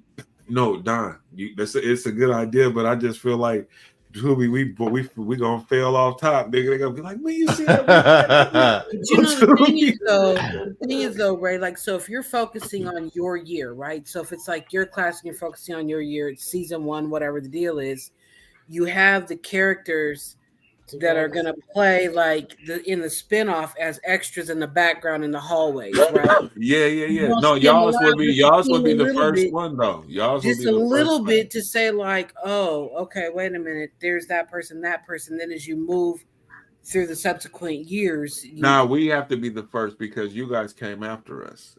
And no, that's what I said. Absolutely. Yeah. Scooty, your year, we get the year that the school burnt down. Yeah. I wonder who started that fire, man. Man, that was craziness. That was calculated. All I know, you just happened to get that firebomb right there in that in the offices where the records are. Really? No. Somebody knew what that office was. They had to have. Yeah, because a lot of records got lost. It was a long Christmas break that year, let me tell you. Yeah, I was long gone, but yeah, that would be a cold ass series though. And then too, your year, Ray and Ronaldo, that was the year that the teacher got busted for selling the weed. Yep, during football season. Mr. Vermas. Yep, he was cool too though, but he had a grow operation or something. It was no punk. Yeah, he had a serious grow operation, nigga. Straight teacher so he was slanging weed at the school.